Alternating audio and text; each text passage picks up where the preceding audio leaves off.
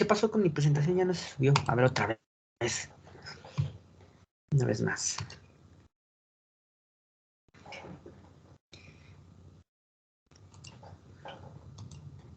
Ya la cargué de nuevo. Esta es la sesión número 4. El día de hoy vamos a ver Champagne, Borgoña y el resto de Francia. Muy bien. Va cargando la presentación. Ahorita vemos dónde nos quedamos. Y les estaba comentando, ¿no? Va a ser importante que de lo principal que nos fijemos al momento que estemos interpretando la etiqueta de un vino espumoso, para empezar a identificar que es un vino espumoso, ¿no? Ya vimos, por ejemplo, en el caso ahorita que estamos viendo Francia, ¿no? Dos vinos muy importantes espumosos, que es en el caso del Cremant y ahorita el Champagne.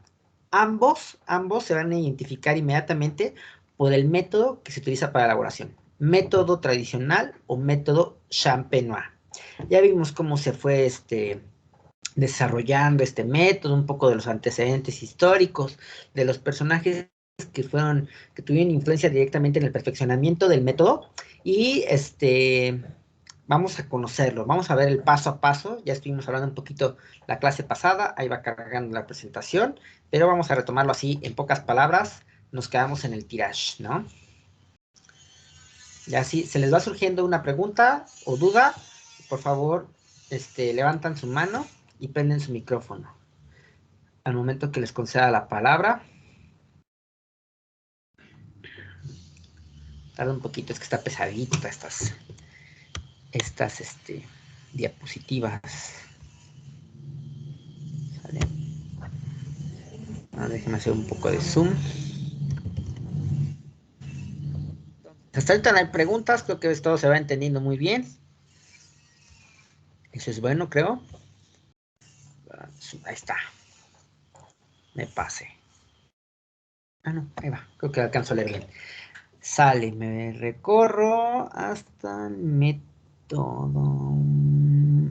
Acá, ¿no? Estábamos viendo el método Champenois, antecedentes históricos, personajes que estuvieron directamente inmersos en el perfeccionamiento del método, y sabemos que son dos fermentaciones. Primero, una fermentación alcohólica para la elaboración de un vino base, posteriormente, una fermentación carbónica, ¿sale? En el examen surgirán las dudas, probablemente. Ahí es, pero no queremos que lleguen al examen con dudas. Entonces, si no les va quedando algo muy claro o tengo que explicar algún concepto, lo que sea, sin problema, me lo hacen saber. Entonces, la primera fermentación, ya sabemos cómo se lleva a cabo, es para la elaboración de un vino blanco común, ¿no? Por una vendimia, se recibe en la bodega, se despalilla, se prensa la uva, se separa del fango que se produce con las partes sólidas de la uva, se separan esas dos partes y se lleva a cabo una fermentación alcohólica. ¿Sí? Una fermentación ya sea monovarietal o también puede ser ampliar varias uvas, pero en el caso de la fermentación, si es por varias uvas, tendrán que fermentarse cada una por separado, para posteriormente hacer un copage, pero ya directamente en la botella. Dice Carlos, ¿en qué parte están las diapositivas en Blackboard? No las encuentro. Todavía no las subo, Carlos. Tengo que dar todo el tema completo para subirlas. El día de hoy terminamos con Francia y ya que terminemos con Francia ya les subo las presentaciones. Es que a veces las estoy editando para evitar datos que no se necesitan, etcétera, etcétera, ¿no? Entonces, por eso se las subo ya hasta que presento todo el tema. Sale el embotellado. Este es la parte en la que va a llevarse a cabo la segunda fermentación, que es donde se va a convertir en espumoso. Ajá, y dice, Aime, perdón, ¿en qué región era Champagne, la región de Champagne, Aime, ¿sale? Estamos conociendo primero el método para elaboración de metodología de vinos de Champagne, ¿sale? Vinos espumosos. Entonces, se lleva a cabo en una botella, en la cual vamos a añadir el vino base que ya creamos, que ya fue fermentado, y ya sea que sea de una sola uva, o que sea un ensamble o un compás de varias, ¿no? Aquí es el momento en el que vamos a hacer esta mezcla hasta que consideremos, tengamos ya en cuenta que tenemos el vino equilibrado a nuestro gusto, con las características que nosotros deseamos, ¿no? Vamos también a añadirle una mezcla llamada licor de tiraje, que está compuesta a partir de vino base en el que vamos a diluir azúcar y levaduras, que estas van a fungir para hacer este fenómeno químico, que es la segunda fermentación, la fermentación carbónica. Todo esto lo vamos a agregar a la botella y se va a tapar con una corcholata, ¿no? Como la que se utiliza para tapar las cervezas, es un tapón provisional, y se lleva a cabo el proceso de fermentación, la segunda fermentación, ¿no? El tirage.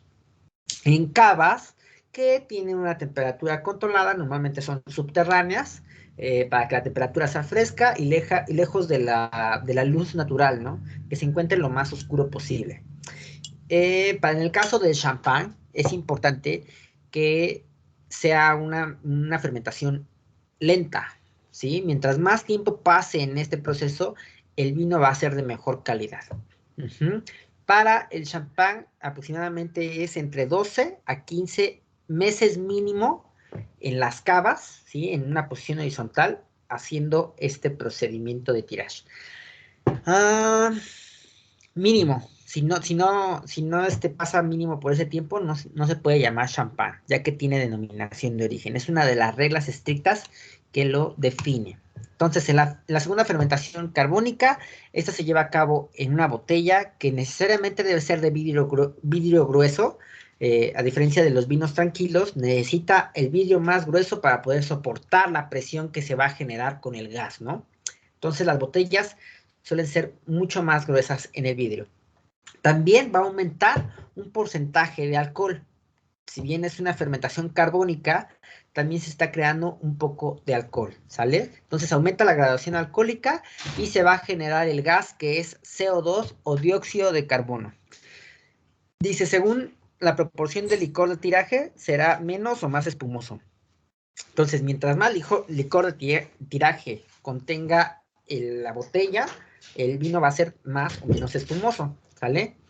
Dice, el azúcar determina la dosis de gas carbónico y aproximadamente se requieren de 4 gramos de azúcar para crear una atmósfera de presión, ¿sale? 4 gramos de azúcar para crear una atmósfera de presión, y una botella estándar de vino hecho por método tradicional normalmente tiene 6 atmósferas de presión, que es mucha, mucha presión, ¿no? Entonces es algo que hay que considerar, más o menos van a agregar como 24 gramos, ¿no? De azúcar para generar 6 atmósferas de presión. Sale. Entonces, las botellas se depositan en la bodega, en una cava, y por un determinado tiempo para el champán. Apréndanse ese dato, por favor, anótenlo, pónganlo ahí resaltado con macatextos, con unos globitos, lo que sea, de entre 12 a 15 meses mínimo, si no, no se puede llamar champán. Y dice, dentro de las características, mientras más lento fermente, mejor será el producto final. ¿Por qué? Porque las burbujas van a ser mucho más finas y será más continua esta liberación de gas carbónico. Eso es algo que denota mucho la calidad del vino espumoso.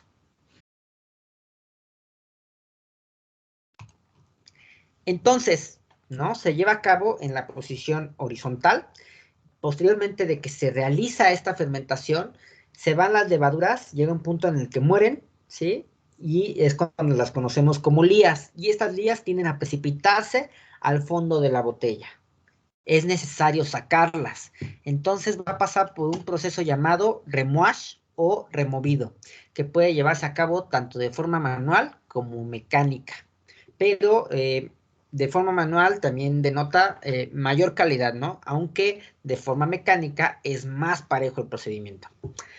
¿Cómo se realiza de forma manual? Bueno, más bien, primero mecánico, ¿no? Mecánico se va a colocar en grandes cantidades, en la cual poco a poco se busca darles pequeños movimientos y con el paso de los días también ir incrementando la inclinación de la botella hasta llegar a un punto en el que está vertical, ¿no? Con la boca hacia abajo. para que todas estas lías tiendan a precipitar a la boca de la botella. Pero de forma manual, que es la forma en la que mejor se lleva a cabo y de manera más tradicional, se lleva a cabo en estos tablones que se encuentran en la imagen del lado izquierdo, llamados pupitres, que cuentan con agujeros en los cuales van a insertar el cuello de la botella, y aquí poco a poco se va a llevar a cabo durante el día, durante varios días, aproximadamente entre 21, 29, 30 días, este procedimiento. ¿Qué se va a hacer? Se van a dar pequeños giros entre cuartos, octavos y medias vueltas todos los días. Primero se coloca la botella en los pupitres de forma horizontal. Conforme van pasando los días, vamos a dar pequeños giros y vamos a tender a la botella que vaya igual con la boca hacia abajo, en forma vertical, ¿sale? De esta forma se van precipitando las lías hacia la boca de la botella, ¿sí? Van a ver ahí, por ejemplo, se ve en el proceso, ¿no? Cómo se va girando, cada bodega incluso tiene su metodología. En ciertos días serán pequeños giros, en otros serán giros un poco más prolongados, entre cuartos, octavos y medias vueltas, pero al final la botella va a quedar en sentido horizontal. Entonces, así es como le estamos también dando una mezcla paulatina, directa, para que se combine el vino con las lías y a la vez se vaya separando, ¿no? Para que las lías aporten ahí cierta complejidad aromática, pero que no sea demasiado. Si la agitamos, por ejemplo, así, la botella y se vuelven a hacer homogéneas el vino con las lías, le va a aportar demasiada presencia en aromas de estas levaduras, ¿no? Levaduras muertas. Y se taparía otras características como la frutalidad. Entonces, queremos algo muy equilibrado, es por eso que se realiza con esta metodología que es mucho más dedicada y paulatina. Entonces, ya tenemos las lías en la boca de la botella y la botella se encuentra en posición horizontal, vertical, perdón, boca abajo. Se lleva después el proceso de degüelle. ¿En qué consiste? Es necesario congelar la boca de la botella donde se encuentran las lías. Normalmente se hace con solución salina y esas lías se van a estar en estado sólido. Para esto, durante el degüelle se retira la corcholata y la propia presión del vino tiende a sacar esta como corcho sólido de lías, y de ese modo va a quedar limpio el vino, ¿no? Sin ningún rastro sólido. Aquí, por ejemplo, se ve en la imagen cómo se encuentran las lías congeladas en la parte de la boca de la botella. Se destapa y la propia presión lo saca, ¿no? Y sale pues un tapón de lías, y ya no tiene ningún rastro de sedimentos el vino, ¿no? Se encuentra completamente limpio. Entonces, en este proceso también se llega a perder una cantidad, poquito de vino también, y va a ser necesario que se rellene esa parte que se perdió del vino. Este procedimiento se llama dosage o dosaje en español, en el cual se va a recuperar parte de este vino con una mezcla llamada licor de expedición. Anótenlo también, el licor de expedición, ¿de qué está compuesto? Es vino espumoso más una cantidad de azúcar. Esta cantidad de azúcar le va a dar cierta clasificación también. ¿Vale? Entonces recuperamos parte de lo que se perdió en el degüelle con vino espumoso en el que diluimos cierta cantidad de azúcar. Y le va a dar una clasificación, ¿sale?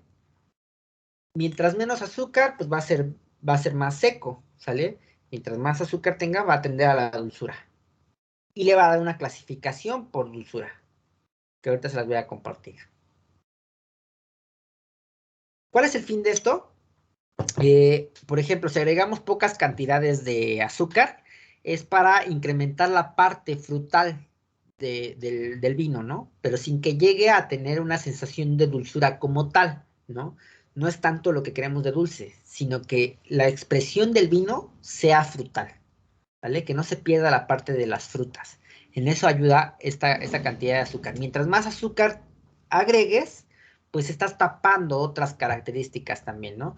Que le cuesta al vino pues, tomar, ¿no? Entre partes de la fermentación carbónica, aromas como tostados, aromas como a panadería, tal vez, ¿no? Que son aromas complejos, nobles, delicados, y que con un exceso de azúcar, pues se pierden, ¿no? En general, se cubre todo con frutalidad, y no es el caso. No es lo que se desea de un vino, ¿no? Buscamos siempre el equilibrio. Entonces, para la elaboración del champán se requieren estrictamente 3 uvas. ¿Quién me las puede recordar, por favor? ¿Qué uvas se utilizan para la elaboración de champán? Una blanca y 2 tintas. Chardonnay, Ujú. Pinot Noir y Pinot Meunier. Chardonnay, Pinot Noir y Pinot Meunier. ¿Quién me lo dijo, perdón? Eduardo. Muchas gracias, Eduardo. Es correctísimo tu participación.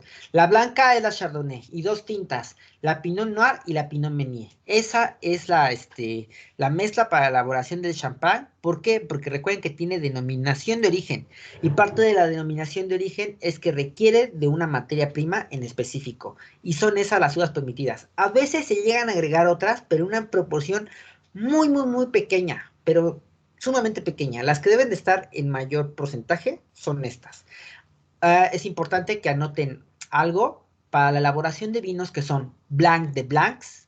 Se utiliza principalmente la uva blanca, que es la Chardonnay.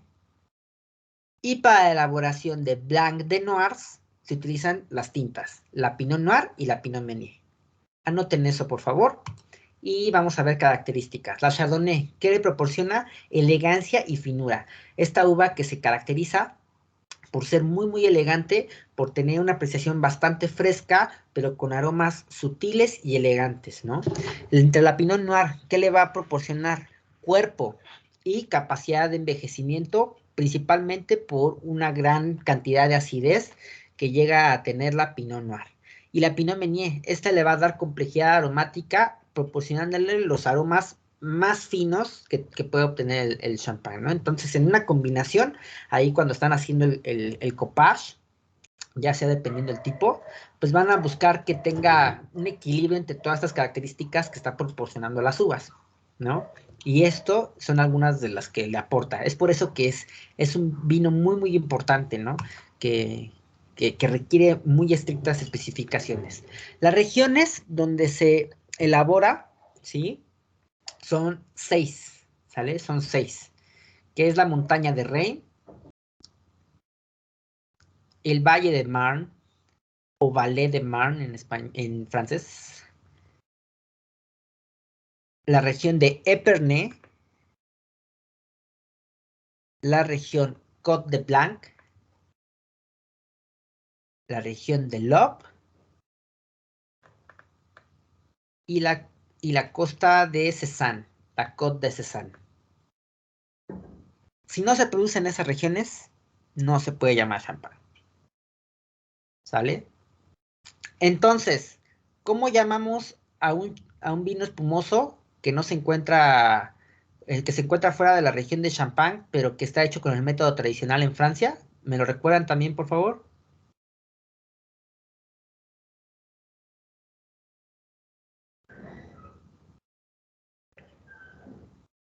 Vino espumoso hecho por método tradicional, pero elaborado fuera de la región de Champagne, en Francia.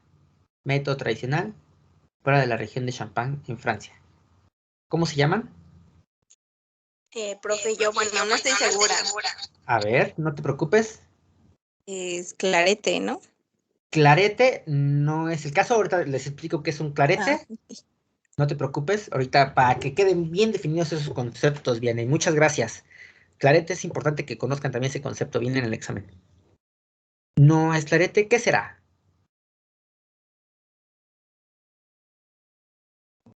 ¿Cava?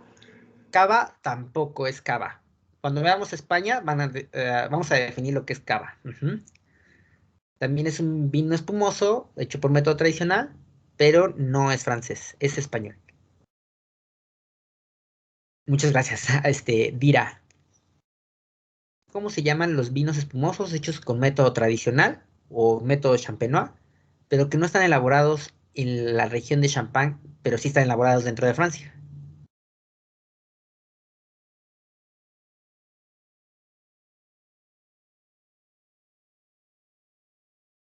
Ok.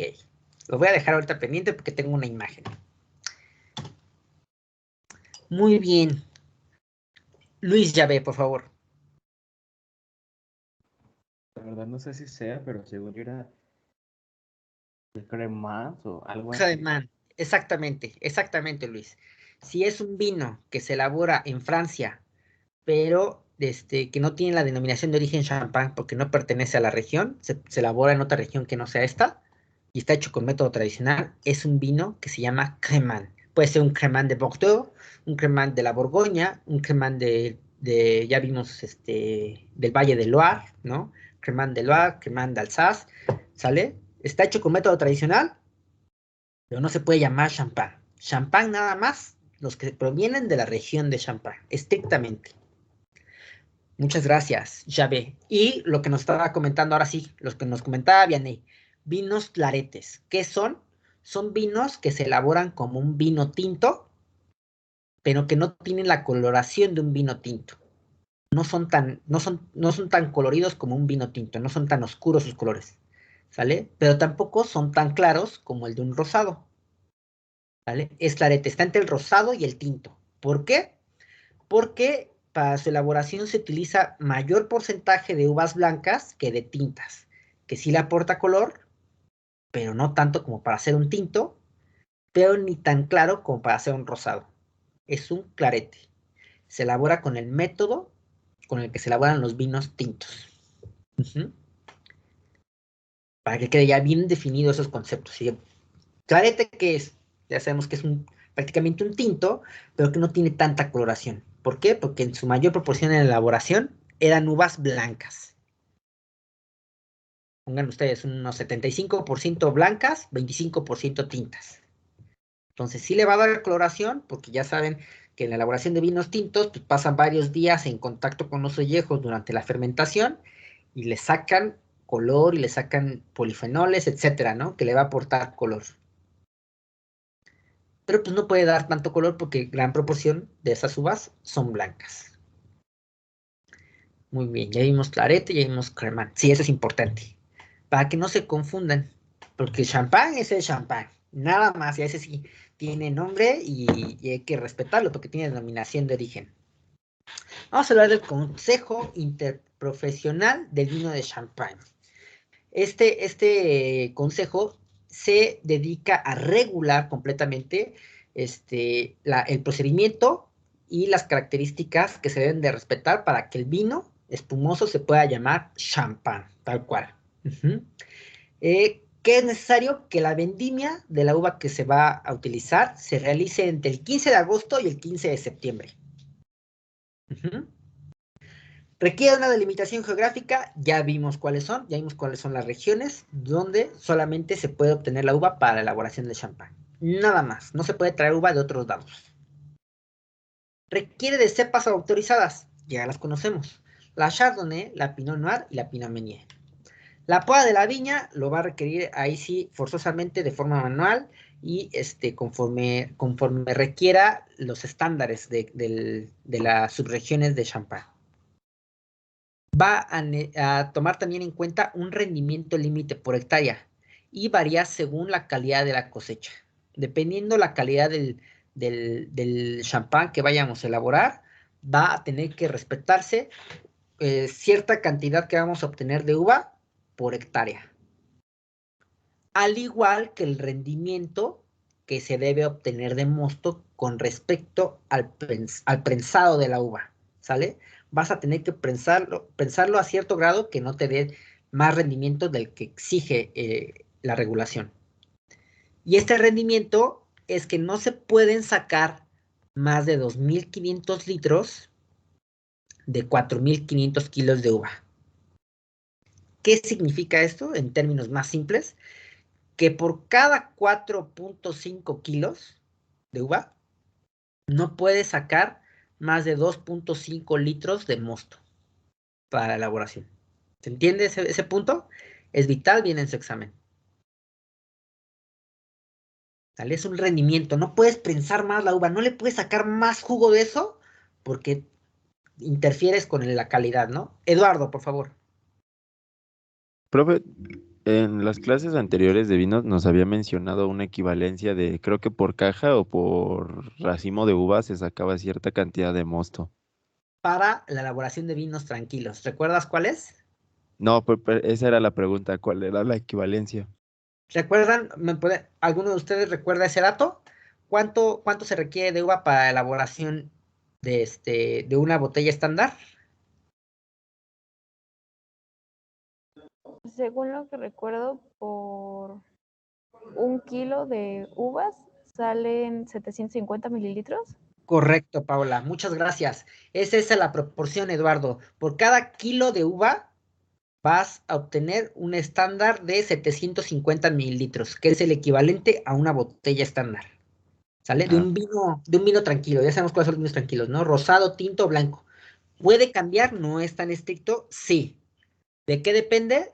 Pues del tamaño de la uva, de si tiene, cuánto tiene de proporción de agua, de la especie, etcétera. Pero en un promedio, eso es un rendimiento general.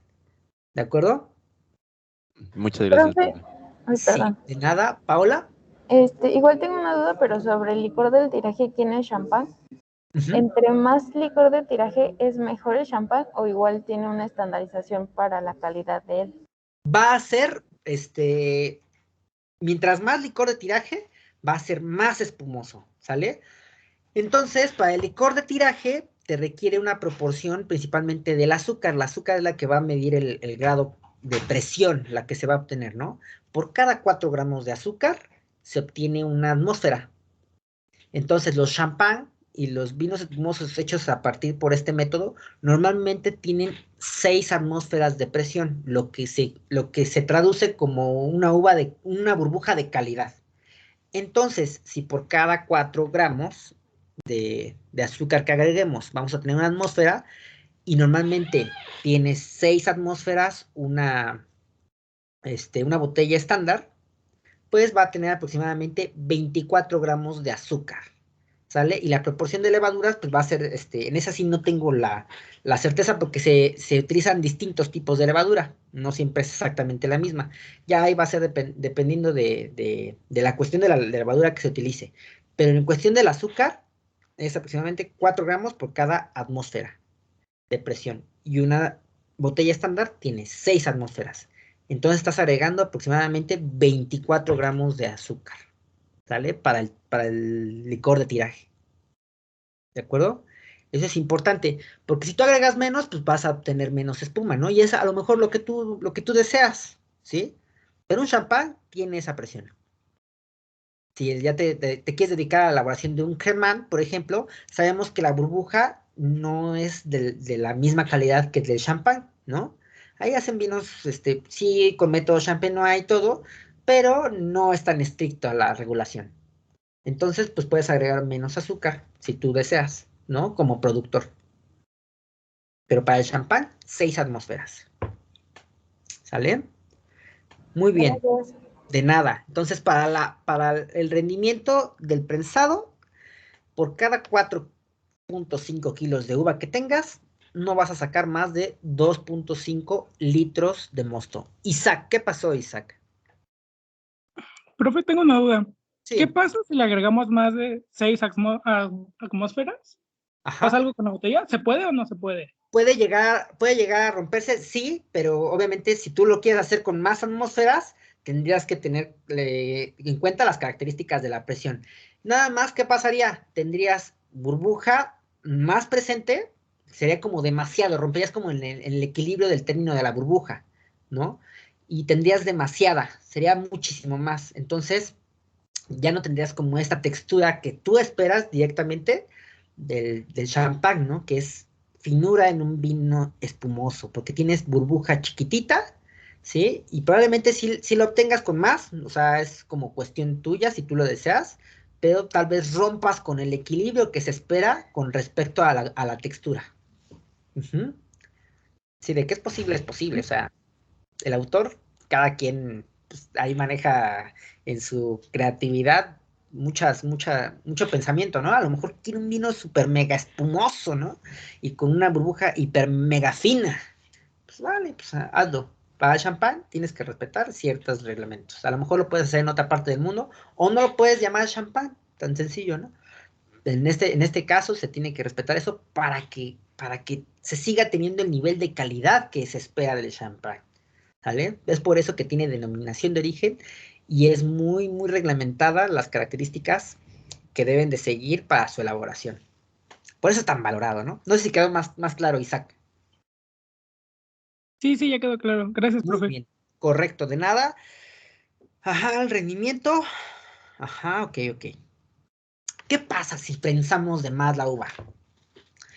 Vamos a empezar a exprimir cosas que tienen características fuertes, como en el caso de las pepitas o de los ollejos. Le vas a empezar a sacar sustancias que le va a aportar a lo mejor mucha tanicidad, ¿no? En el caso principalmente de las tintas de la Pinot Noir y la Pinot Meunier, si la prensas de más, le vas a dar tanicidad al vino, ¿no? Entonces, desequilibrio, ¿no? Le quitas finura. O le das un sentido más de acidez, por ejemplo, ¿no? Rompes con la calidad que se espera, ¿no? Entonces, por eso, nada más, tanto, incluso, o sea, tienen estipulados, ¿cómo se llama? Grados de kilopascales de presión para que no puedas pasarte de la presión al prensado de la uva y que todo salga así a todo dar, ¿no? O sea, está bien controlado ese punto.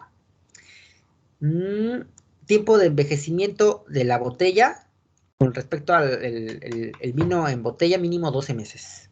¿Sale? Mínimo 12 meses. Si no, no se puede llamar champán. Vamos a ver un video. Déjame ver si ya lo abrí. Espérenme. Sí, aquí está.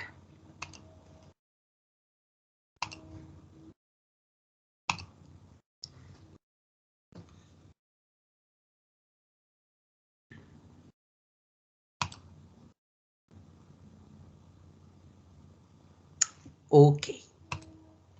Vamos a verlo. Si no lo ven o no lo escuchan, me hacen el favor de prender su micrófono y avisarme.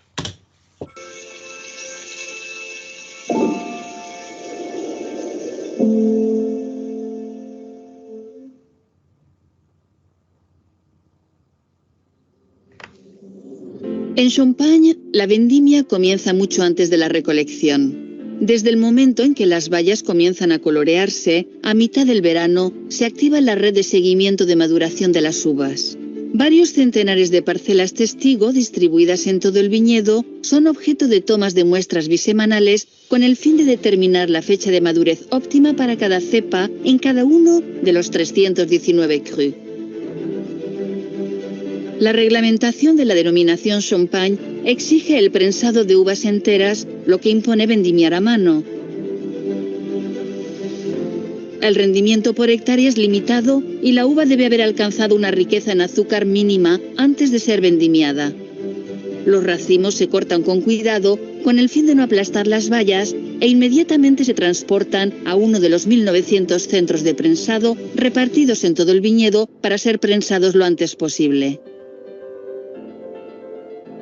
A su llegada, las uvas se pesan, controlan y registran. Deben cargarse enteras en las prensas. Para obtener un vino blanco, considerando que cerca de 2/3 de las uvas son negras, los productores de Champagne inventaron a partir de finales del siglo XVII prensas y una técnica de prensado que permiten extraer el jugo sin que se coloree por la piel de las uvas. Eso se basa en 5 principios: prensado de racimos enteros inmediatamente después de la cosecha, conducción suave y progresiva del prensado, escaso rendimiento de extracción. A partir de un MAG de 4.000 kilos de uvas solo se pueden extraer 2.550 litros de mosto y finalmente fraccionamiento de jugos en la salida de la prensa, separando los 2.050 primeros litros extraídos que constituyen la cuvée de los siguientes 500 litros llamados talla. El prensado es una de las operaciones más controladas de la elaboración del Champagne. Los centros de prensado son objeto de una autorización que incluye más de una veintena de criterios vinculados al material de prensado y de desfangado, a las cantidades diarias por tratar y a la higiene. Las prensas tradicionales verticales, controladas manualmente, se utilizan cada vez menos en favor de prensas horizontales, controladas mediante consolas informatizadas. Entre cada prensado, la prensa debe vaciarse y limpiarse con agua. En la actualidad, se procesa el 100% de los orujos, efluentes y residuos vinícolas resultantes de las operaciones de prensado. Sale. Voy tantito, me quedo aquí en mi escritorio.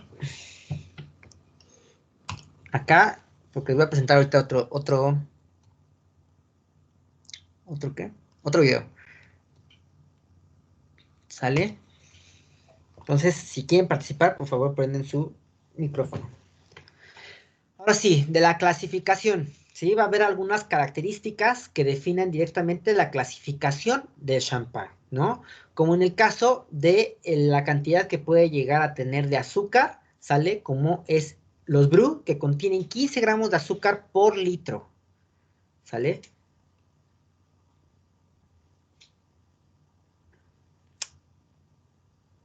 Un champán que es sec, que va a contener de 17 a 35 gramos de azúcar por litro. Un demi-sec con vinos también conocidos como néctar, champán néctar, que van de los 33 a los 50 gramos por litro, considerados vinos para postre o champán para postre. Y los doux o dulces que superan el límite de 50 gramos por litro. Además de lo que les había comentado, de los Blanc de Blancs, que están estrictamente hechos con Chardonnay, y los Blanc de Noirs, con las uvas tintas, la Pinot Noir y la Pinot Meunier. Dato importantísimo, si el vino es milésime o vintage, son los únicos champán que tienen añada. ¿Sale? Los únicos champán que tienen añada. El resto de los champán no cuentan con la añada. ¿Sale? ¿Por qué les comento esto? Al momento que se está haciendo el copage, incluso se puede hacer el copage con otras añadas. Entonces, normalmente no te dice la añada, pero si es un vintage o milésime, toda la cosecha fue de un solo año. O sea que si te dice que es del 2004, toda la uva que se utilizó para la elaboración de ese vino es del 2004. A diferencia de otros que entre sus copages se puede llegar a utilizar vino que no sea estrictamente de la misma añada. Es por eso que muchos no lo tienen más que los vintage o milésime. Anoten eso, es vital. Y si es un vintage o milésime, mínimo pasan en la fermentación carbónica, mínimo 36 meses. Es muchísimo más prolongado su tiempo. Como por ejemplo, aquí tenemos la etiqueta del champán Dom Pérignon. Dice hasta arriba Dom Pérignon milésime. Dice champán Dom Pérignon vintage de la añada del 2003. Toda la uva que se utilizó para la elaboración de este vino es de la añada del 2003. Es Brut, que tiene máximo 15 gramos de azúcar por litro. Tiene 750 mililitros y 12.5% de volumen de alcohol.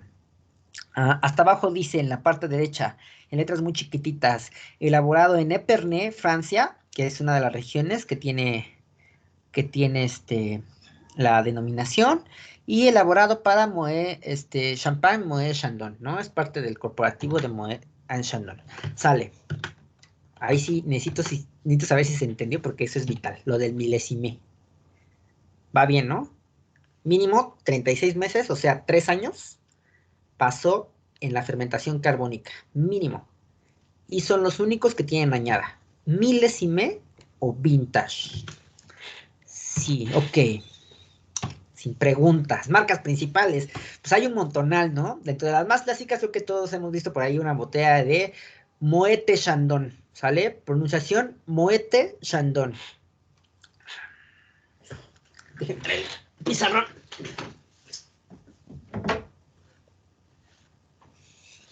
Si se pronuncia Moe, tal cual la palabra, recuerden que las T no se pronuncian, pero en el francés pasa algo muy curioso. ¿Dónde dejé mi plumón? Aquí está.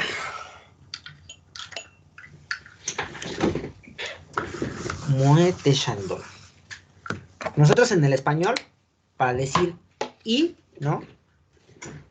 Utilizamos la Y, ¿no? También ellos, en este caso está representada por un ampersand, ¿no? Está, así como chito. Entonces, si pronunciamos la palabra tal cual así, es Moe, ¿sale? Moe. Pero continuamente viene esta palabra, el ampersand. Esta letra, perdón. Entonces, la pronunciación cambia, porque esta I se pronuncia como E. Y si una palabra termina con una consonante, así sea una T, una E o una S, recuerden que estas palabras, esas letras no se pronuncian, pero a continuación tiene en la siguiente palabra que empieza con una vocal, se hace una, le llaman ligadura, ¿sale? Entonces la pronunciación es Moete, que esta sí no se pronuncia. Moët Chandon. Hay otras ahí, marcas igual muy clásicas, entre L'Homme Perrier, ¿sí? Louis Roder, Perrier-Jouët, ¿no? Entonces, si tienen duda, yo siempre, con respecto a la pronunciación, siempre les voy a recomendar, googleenlo, ahí pasen al traductor y pongan ahí como un icono de bocinita, que lo sepan pronunciar, ¿no? Louis Roder, Perrier-Jouët, Moët Chandon, Tétanger, L'Homme Perrier, Boulanger, ¿sale? Algunas de las más clásicas tienen en general también distintos productos en cada una de las bodegas. Me quedo sin batería.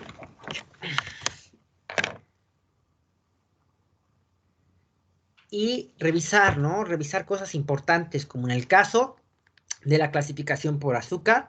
Normalmente de los más elaborados son de los Brut, ¿no? Que son los que se encuentran más en equilibrio. Casi no se produce muchísimo vino de champán, vinos espumosos de champán, dulces. Sí hay, pero no es tanto, ¿no? En general. Y las mismas bodegas van creando sus propios vinos con respecto a esas clasificaciones, ¿no? Entonces, ¿qué más es importante mencionar por ahí entre las marcas? Sí. Estas son algunas de las más clásicas, hay otras tantas, ¿no? Que es bueno mencionar. Ya les hablé sobre su entregable bimestral, creo que todavía no, ¿o sí? No, profe. No. Vamos a platicar un poquito de eso para que se vaya aterrizando la idea.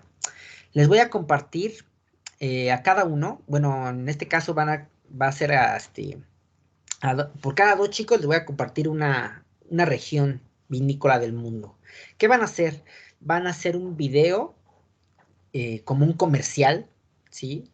En el cual fomenten o se busque el llevar a cabo un paquete de enoturismo, ¿sale? Por ejemplo, al que le toque, por ejemplo, champán, ¿no? Pues van a hacer como un itinerario con fragmentos de video, ustedes lo van a narrar, van a estar ahí vendiendo directamente la región, ¿no? Van a destacar siempre lo más importante, ¿no? Entonces, ahorita siempre se me viene a la mente cuando estoy viendo champán porque es así un atractivo mundial del enoturismo, ¿no? Pues pueden hacer un millón de cosas, visitar algunas bodegas tan importantes como la de Tétanger, que es incluso patrimonio cultural las cavas son patrimonio cultural de la humanidad por la UNESCO, o pueden ahí entre las actividades pues mencionar, ¿no? Ven a Champagne y ven a probar en tales meses, la uva cuando se encuentra ideal, ven a pisarla, ven a, tal vez en algún restaurante en particular, van a realizar alguna cena maridaje con platillos típicos de la región y destacando pues, lo importante de la región en la producción de vinos, ¿no? Les comento eso porque varias de esas regiones son francesas, ¿no? A alguno le va a tocar por ahí el Ródano, algún otro la Borgoña, en otro Burdeos y así. Entonces, que destaquen lo más importante, pero que no hablen tanto de teoría, ¿sale? Sino de lo más importante. Si van a Burdeos, ¿qué van a hacer? A lo mejor van a visitar la bodega de Petrú, ¿no? O el Chateau Margaux. O van a Chile, van a visitar la bodega Concha y Toro. O les toca a Estados Unidos, la bodega 1000 Stories. Ustedes le van a meter mucho feeling, que sea muy atractivo, van a buscar en internet muchos fragmentos de video, van a recopilarlos, editarlos y a crear uno. Va a ser un video no muy largo, 3 minutos, con eso va a ser suficiente, y que crean un paquete, así algo muy llamativo, como un comercial, le ponen ahí mucho. La siguiente clase les voy a buscar alguno de grupos anteriores, para que más o menos ahí se inspiren, ¿no? Les va a tocar Italia, les va a tocar España, alguno a lo mejor le toca Australia, ¿sale? Van a ser completamente distintos, para que y se aprenden un montonal de eso, para que lo tengan en cuenta, y yo creo que durante la siguiente semana les doy las especificaciones, y a cada uno la región que les toca, para que vayan trabajando en ello. Sale, vamos a ver entonces un video sobre la degustación de estos vinos de champán.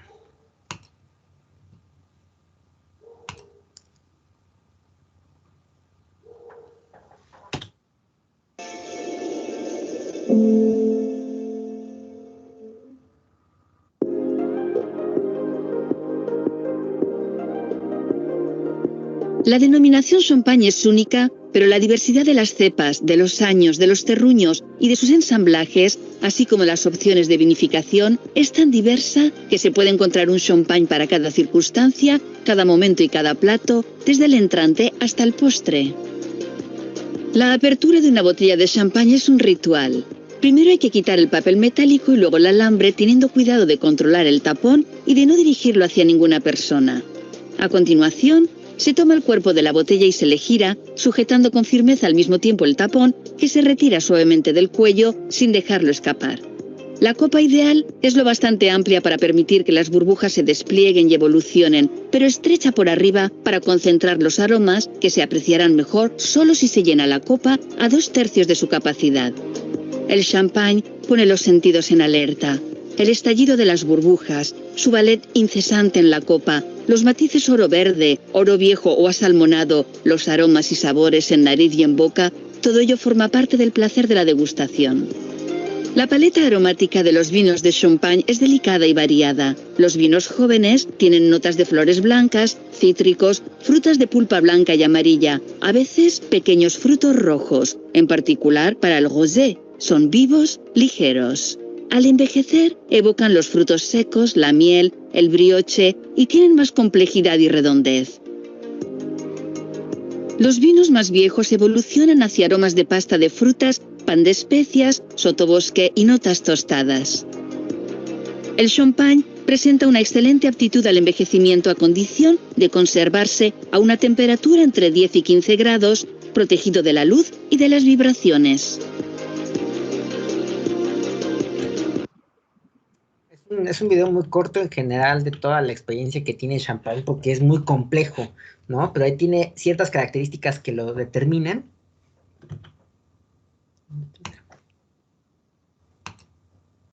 Y así como un dato importante para su carrera, es de los vinos más maridables en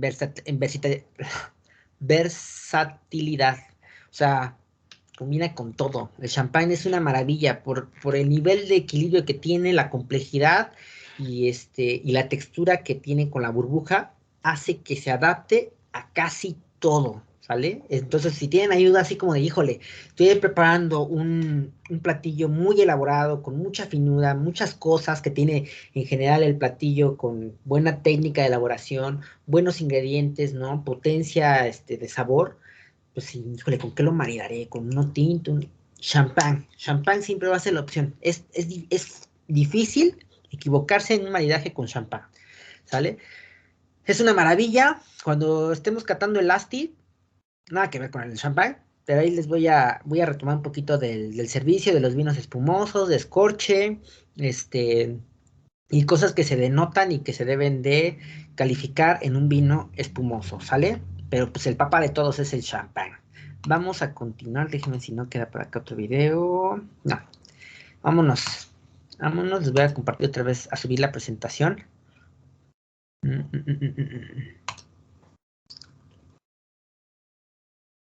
Champán. Uno de los maridajes más impresionantes que yo he experimentado en mi vida fue la de un salmón a la plancha con un toque de mantequilla y limón, pimienta, tal cual, bañado en mole y un arroz a la mantequilla.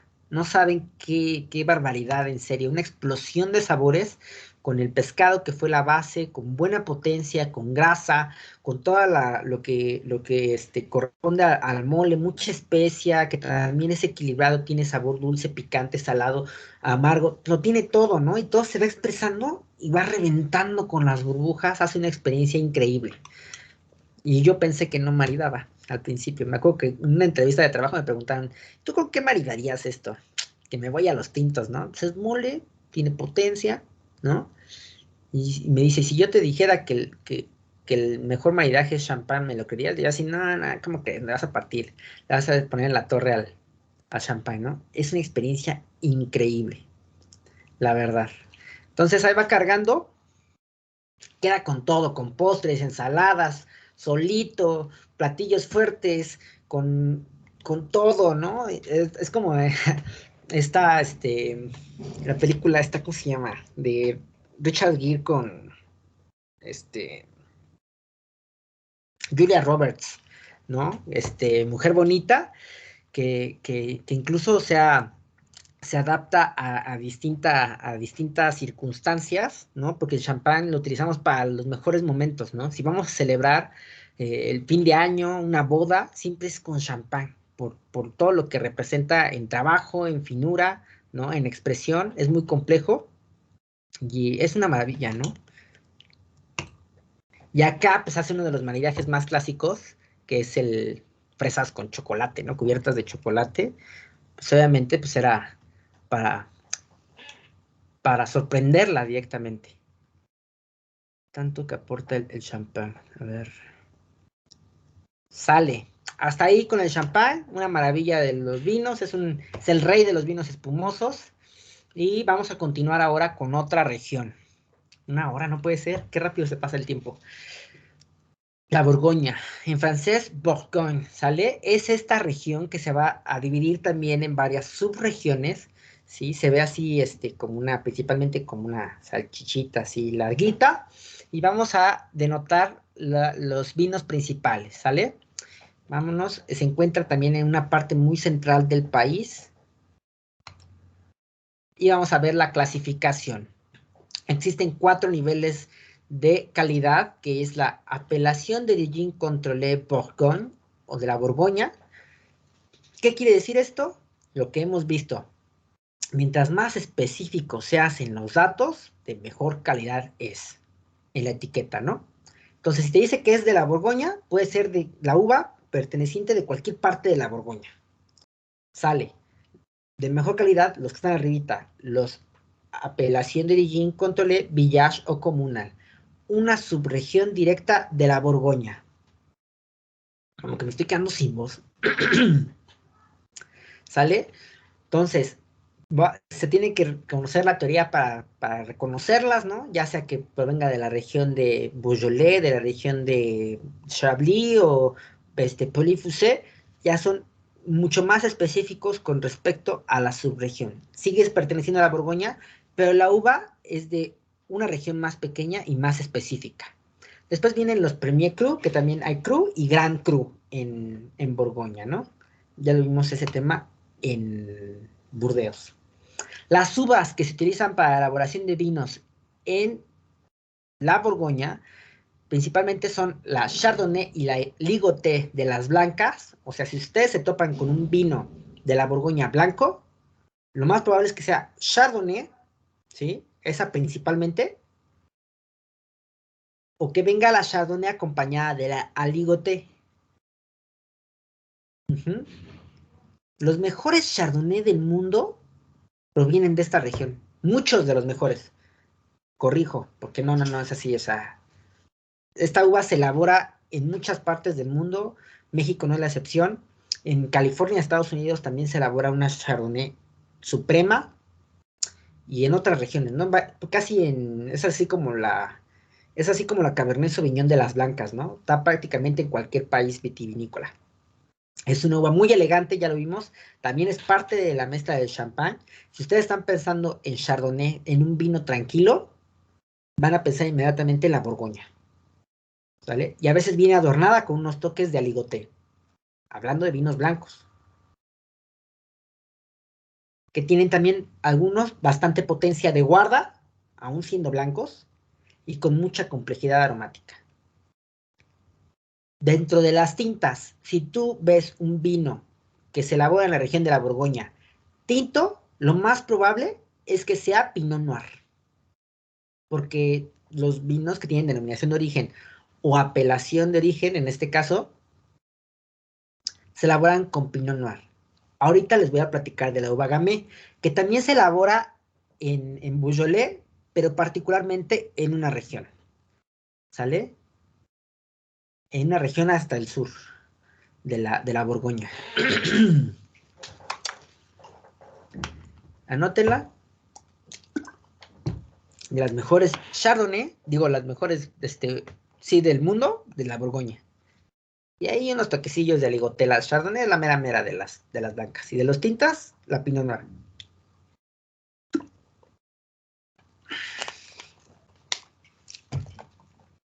Sale.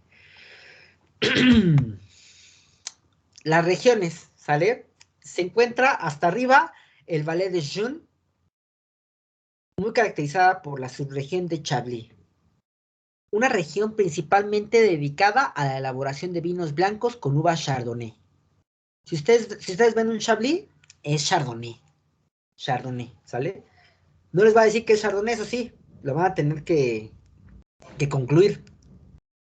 Pero está dedicada principalmente a la elaboración de vinos blancos de Chardonnay. Abajito se encuentra la Costa de Oro o la Côte d'Or, compuesta por dos subregiones, la Côte de Nuits y la Côte de Beaune. La Côte de Nuits y la Côte de Beaune. Vamos así como del norte hacia el sur, ¿no? Arriba el Valais de Jun, compuesta principalmente por la región de Chablis. Abajito, la Costa de Oro, la Côte d'Or, dividida en dos, la Côte de Nuits y la Côte de Beaune. Abajito, la región, la costa chalonnaise o la Côte chalonnaise. Abajito la región de Mâconnais. Y hasta abajo la región de Beaujolais.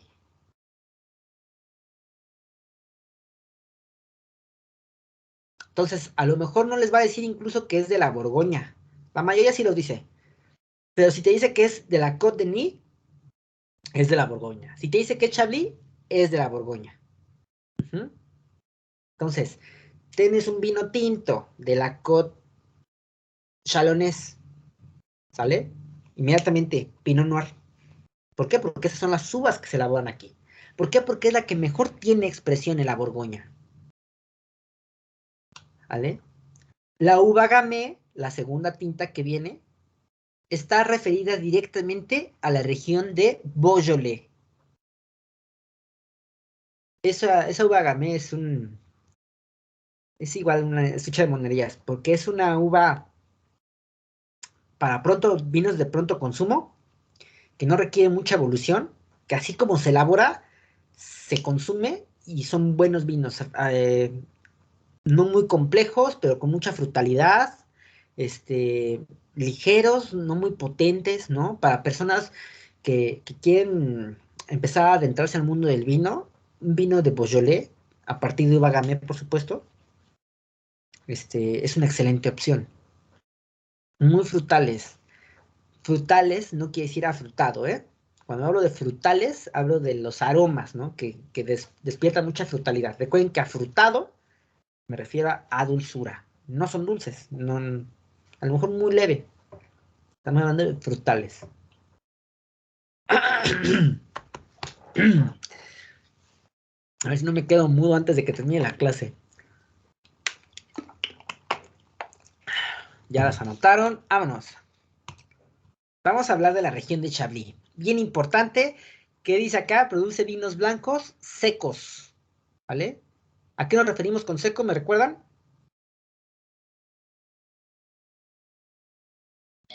Que no tienen azúcar. Que no tienen azúcar, no representan dulzura. ¿Vale? Estamos hablando de un vino seco. Si es vino seco, ¿qué tiene? Tiene otras características. Tiene acidez, tiene amargura, tiene salinidad, tiene... bueno, en los blancos casi no tienen tanicidad, pero tienen más características que también son muy valorables. A base de Chardonnay, que normalmente cuenta con una temperatura anual que va en un promedio de los 10 grados centígrados y que el suelo se determina por ser calizo, lo que te determina también un carácter mineral a los vinos,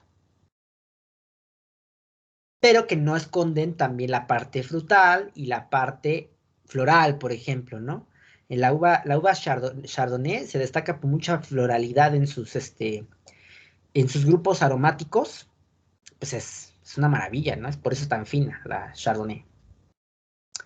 Hay 4 calidades, los Petit Chablis, que son ligeros, secos y de consumo fácil. Un Chablis genérico, tal cual. Ya vinos más elaborados, Chablis Premier Cru, que dice son vinos más longevos y más finos. ¿Qué quiere decir esto? Que tienen la oportunidad de vivir más tiempo y en este proceso de vida vayan rectificando sus características para hacerse equilibrados, redondos, complejos, todo lo que deseamos del vino. Y los Grand Cru, que solamente son 8. Como acá tenemos una etiqueta que se llama La Molière. La Molière, sí. ¿Qué dice? Es un Chablis Premier Cru. Tiene la apelación Chablis Premier Cru Contrôlé. Mont de Milieu del año del 2011. Por ahí dice el alcohol, no lo alcanzo a notar. ¿Qué sabemos que es? Es un vino blanco, sin ver la botella, a partir de uva Chardonnay. Hace unos meses estaba yo leyendo en las noticias, en Google, ¿no? Y estaba leyendo una nota sobre los vinos de Chablis en la Borgoña, pues que estaba haciendo mucho frío. Estaban las heladas muy fuertes y estaban en una etapa en el ciclo vegetativo de las uvas en la que si no estaba un poco más cálida la temperatura, se iba a perder toda la cosecha, ¿vale? Y me sorprendió porque vi unas imágenes increíbles, les voy a compartir, es la siguiente, la descargué. Cuidaron tanto el viñedo que invirtieron directamente en la compra de fogones para poder ganar unos cuantos grados de temperatura y que alcance la fase de, si no mal recuerdo, era la foliación o la floración, ¿sí? Mucha de la proporción del campo se tuvo que sacrificar, nada más cuidaron las vides más importantes, las más longevas, las que representan los vinos de mejor calidad, y se ve impresionante las imágenes, ¿no? Como de noche se ve, pues, iluminado el campo, porque le prendieron un poquito de fuego para darle un poco de calidez y ayudarla a que termine. Entonces, por ejemplo, con ese tipo de datos, si ustedes posteriormente se llegan a topar en los siguientes años con un vino de la región de Chablis de la añada del 2020, porque fue el año pasado, para empezar va a estar carísimo, ¿no? Porque ya el rendimiento, mucho de ellos se perdió, no va a dar uva. Y los que se lleguen a elaborar, aparte de que van a ser caros, de muy limitado producción, de muy limitada producción, pues tuvieron que hacer el gasto de cada una de estas como antorchas para esto, y que al final pues eso se tiene que pagar, lo paga el consumidor, ¿no? Pero que no sacrificaron ahí una parte de la cosecha, ¿no? Entonces es impresionante el trabajo que está detrás de toda esta producción. Lamentablemente el año pasado pues no fue favorable para los vinos de Chablis, pero si se topan pues se van a encontrar con vinos carísimos, ¿no? Si de por sí no son nada baratos, pues ahora pues ya más, todavía más, ¿no? Cosas que se consideran directamente. Ok, ahí fue como un datito curioso, nada más porque me acordé y así les voy a compartir esa imagen. Vamos a hablar ahora de la Costa de Oro, ¿sí? Compuesta, ya lo vimos, por la Côte de Nuits y la Côte de Beaune. Algunos de los vinos que destacan en esta región de la Côte de Nuits, el vino favorito de Napoleón, el Chambertin. Chambertin, y uno de los vinos más caros del mundo, es que ya hay tantos que han sido los más caros del mundo, pero uno también de los más caros, un Romanée Conti de la añada de 1945, valuado en $558,000. Es mucho dinero para un vino, ¿no? De aquí, de la Côte de Nuits, Romanée Conti de la añada de 1945. Imagínense pagar tanto dinero por una botella de vino. Ajá. Y de la Côte de Beaune, vinos blancos como los Le Montrachet, elaborados también con uva Chardonnay. También Chardonnay, vino blanco de los que destacan en la Côte de Beaune con Chardonnay. Los Le Montrachet.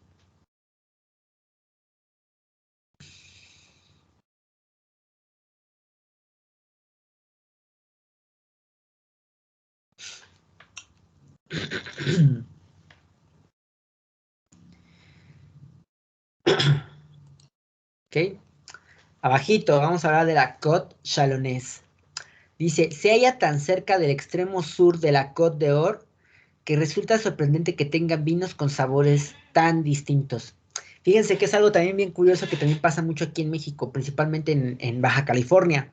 Es impresionante cómo pequeñas regiones que simplemente están separadas a lo mucho por 4 kilómetros puedan tener características así abismales, ¿no? Entre temperatura, altitud y latitud, cosa pues que, por ejemplo, aquí en México, pues hace que cambie directamente la oportunidad de hacer distintos tipos de vino, ¿no? No nada más ciertos vinos. Entonces, a pesar de que, por ejemplo, se está elaborando Pinot Noir en toda la Borgoña, pues va a tener una expresión en la Côte de Chalonnaise, va a tener una expresión en la región de Mâconnais y otra, y están cerquita, ¿no? Porque los terrenos cuentan con características únicas, cuentan con microclimas que le aporta distinción a cada una de de estos tipos de vino. Es por eso que son apelaciones de origen también, ¿no? O sea, estamos hablando de un vino que se expresa, a pesar de que tiene la misma uva, se expresa distinto, ¿no? Tiene sus propias características. En la Côte de Chalonnaise se utiliza Pinot Noir principalmente y Gamay para los tintos. La Gamay en muy pocas proporciones, ¿no? Pero si se llega a utilizar poquita. En toda la Borgoña, la principal es la Pinot Noir. Y Chardonnay y Aligoté para blancos.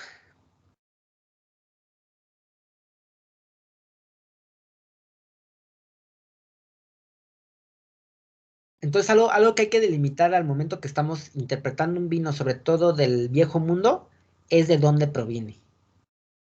¿Sí? Y ya nos ha quedado muy claro que mientras más específico es con respecto a estos datos, el vino representa mucho mayor calidad.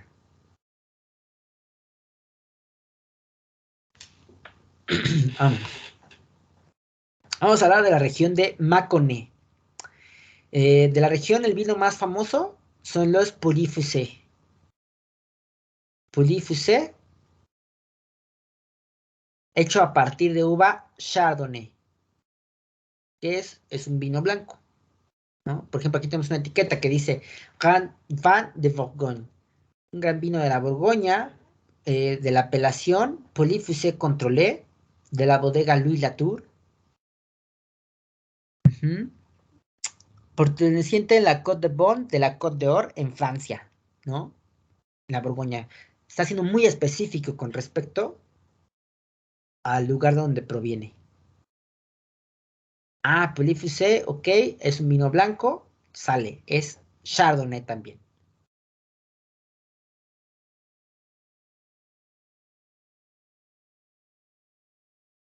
Entonces, vinos, es la misma uva, ¿no? Es la misma uva la Chardonnay para elaboración de Pelifusé, la misma uva para elaboración de Le Montrachet y la misma uva para elaboración de Chablis.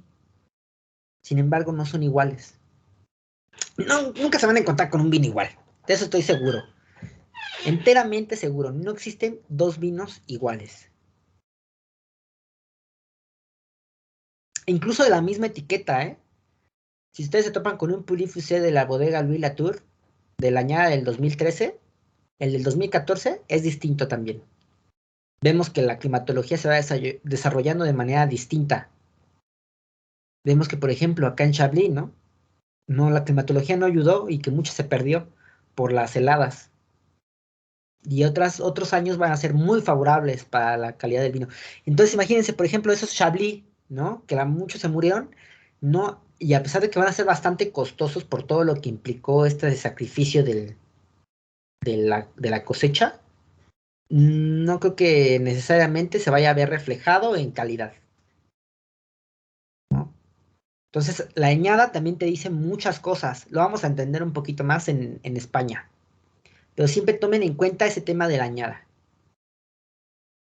Cada dato en la etiqueta les dice muchas cosas de lo que pueden esperar del vino.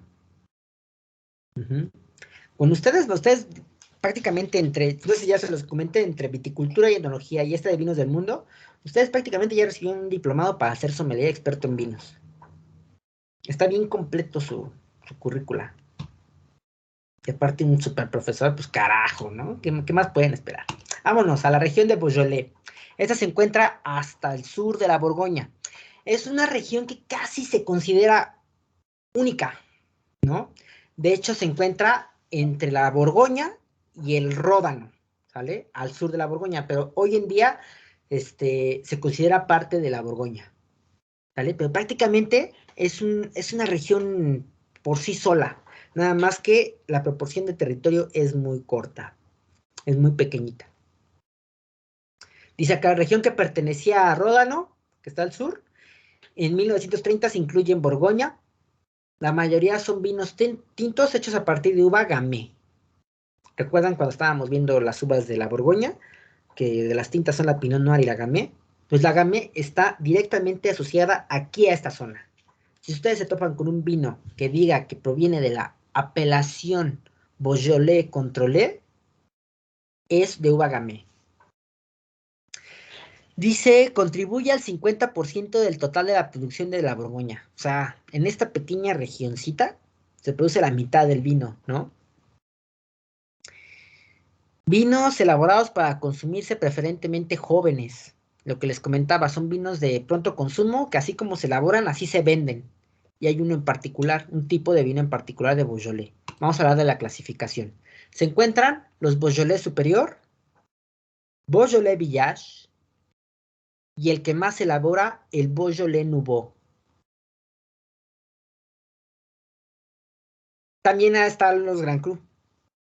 Dice, los Grand Cru pueden envejecer durante 5 años y únicamente son 10 pueblos los que pueden tener el nombre.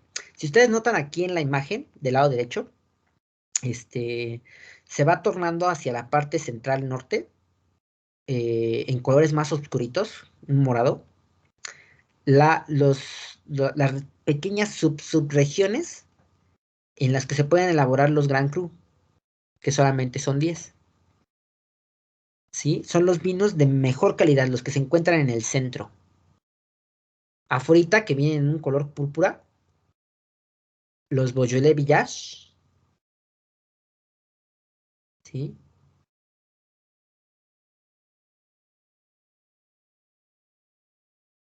Espérame. Beaujolais Village. Y los que simplemente son de Beaujolais, pues en los extremos más aledaños, ¿no? Más afuerita, que vienen marcados en una tonalidad rosita. ¿Vale? Estos que que se encuentran en el centro, ¿sí? Que tienen la clasificación Gran Cru, pues son muy pequeños pueblos que se dedican a la elaboración de ellos.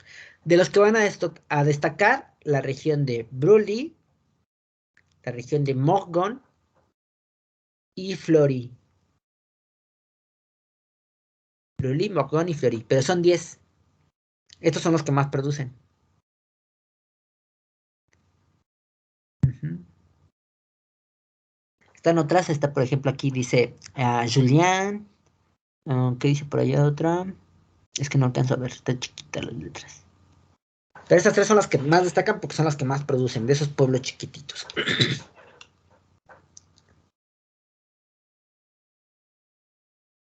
Vamos a hablar de los Beaujolais Nouveau.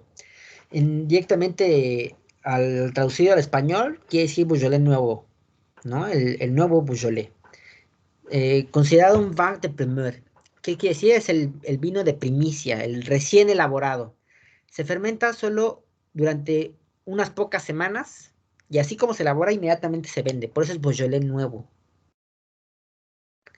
¿Sí? Este se comercializa, o sea, se elabora y se comercializa inmediatamente y es lanzado al mercado el tercer jueves de noviembre. Ese es el día del Beaujolais Nouveau y lo encuentran en las regiones, en las tiendas, ¿no? Incluso aquí en México.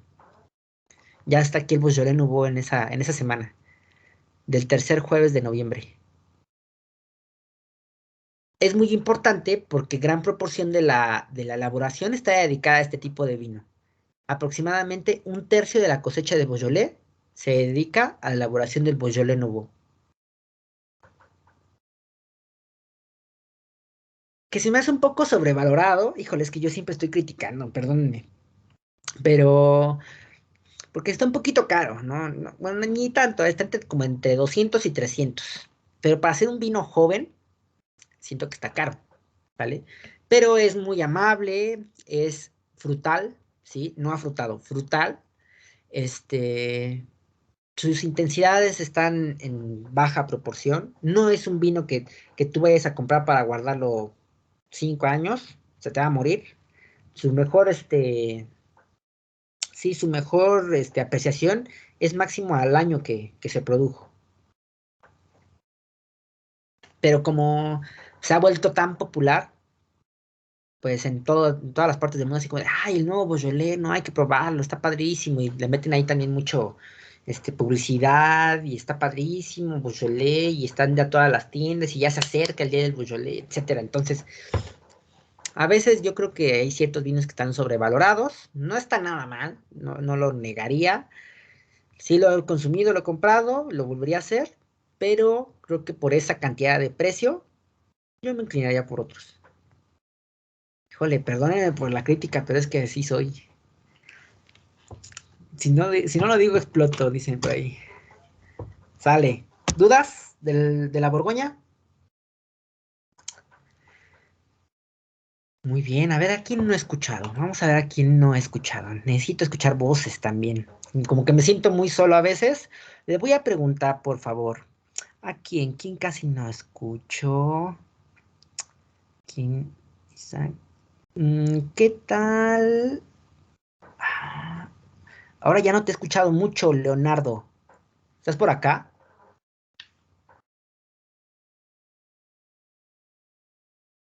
Leonardo Ramírez. Hola, profe. Hola, Leo, ¿cómo estás? Bien, gracias. ¿Usted? Yo también, muy bien, muchísimas gracias. Oye, te voy a hacer una preguntita. ¿Nos puedes recordar, por ejemplo, algunos de los tipos de vino que se elaboran con Chardonnay aquí en la Borgoña? Ya sabemos que es la principal, uva, pero como ejemplos, ¿qué nos mencionas? Perdón, se escucha mucho ruido, pero es que estoy en la calle. No te preocupes, a ver si te acuerdas, porque tienes que estar tomando nota, Leonardo, tienes que estar en tu casita. ¿Qué pasó ahí? Es que fui por mi kit. Ah, ok, te perdono, no hay problema. A ver si te acuerdas de estos datos. Vinos de la Borgoña a partir de uva Chardonnay.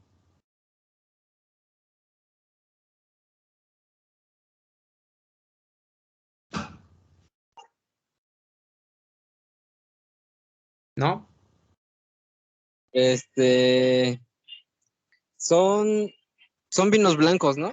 Ajá. pero por ejemplo, ¿en qué regiones y cómo se llegan a llamar? No recuerdo, profe. Ay, no me digas eso, Leo. Bueno, nada más porque fuiste por tu kit, te voy a dar chance, pero no, tienes que revisar bien ahí el material. Por favor, le puede recordar a Leo algunos de los ejemplos de los vinos que más destacan a partir de uva Chardonnay? Lo van a agregar ahí a su glosario de uvas.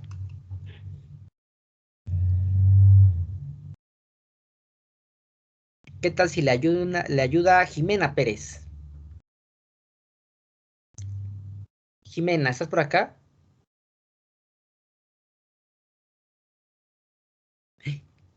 ¿Dónde anda Jimena?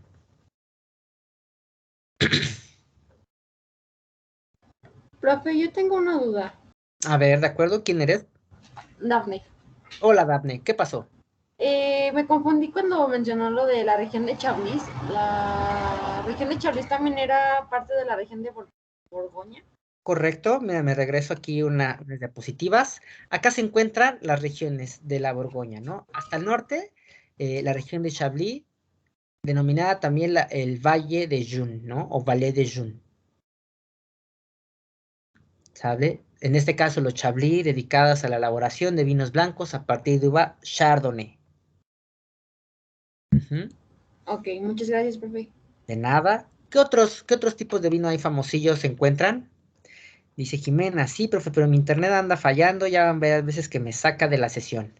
Ok, ahí en la solución, sobre todo para las catas, porque sí necesito mucha participación en esos días de cata. Ujú. ¿Me acuerdan algunos otros vinos con Chardonnay?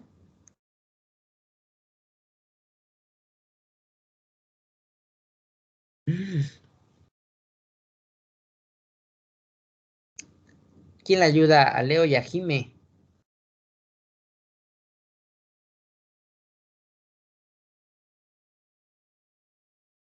Profe, A ver, por creo favor. que uno es el moscatel, ¿no? Moscatel, no. No se elabora casi uva moscatel acá. ¿A dónde sacaste ese dato, Leo? ¿Cómo estuvo eso?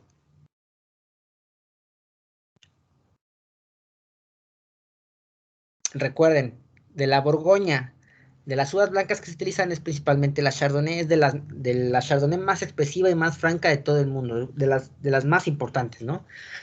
Se elabora en todo el mundo, pero acá pues, están las meras, ¿no? Algunos como los de Chablis, ¿no? Que estábamos viendo, los de Montrachet o los Polyfusé. Es importante. No les voy a decir que es Chardonnay. Por el simple hecho de tener la apelación, se elaboran con esa materia prima. Si yo les digo qué uva se utiliza en la región de Beaujolais, ¿qué me van a decir? Ok, la Chardonnay y la Pinot Noir. Esa para los tintos, para los tintos en general de toda la Borgoña. De toda la Borgoña. Pero si yo les hablo particularmente de la subregión de Beaujolais, ¿qué uva se usa en Beaujolais para elaboración de vinos? La Gamay, ¿no? La Gamay, correcto. ¿Por qué? Porque no les va a decir que es Gamay, simplemente porque les diga que es Beaujolais, es uva Gamay, ¿sale? Si yo les digo que es un tinto de la Borgoña, ¿de qué uva será? Entonces, muchas gracias, Vianney.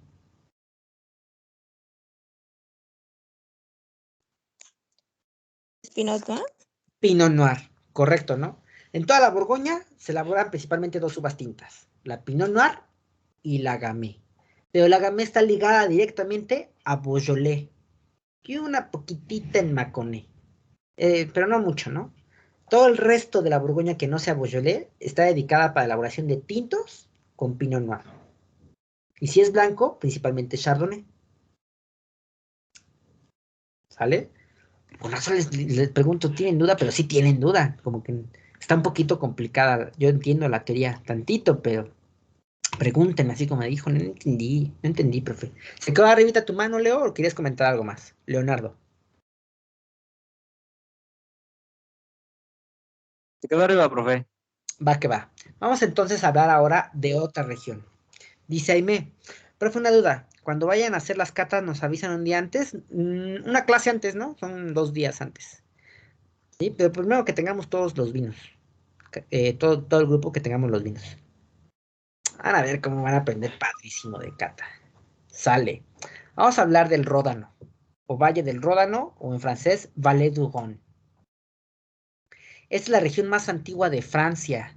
¿Sí? Los romanos introducen la vida a Francia a través del Ródano, se encuentra hacia el sur, y se dice que se plantaron vides hace 2000 años. O sea, tienen mucha tradición vinícola. Son vinos impresionantes también. Se va a dividir principalmente en 2 zonas, que va a ser el Ródano Norte y el Ródano Sur. El norte, Ródano Septentrional, y el sur, Ródano Meridional. Hasta ahí vamos bien. Ródano Septentrional. De todo el Ródano, la uva más importante de todo el Ródano, de una vez anótanlo, agréguenlo a su glosario, es la Syrah. Uva Syrah. Y es importante porque de aquí vamos a sacar un tema en Australia. Entonces anoten eso. La uva más importante en el Ródano es la Syrah. Pero se producen varias uvas, otras como la Viognier, la Marsanne y la Roussanne.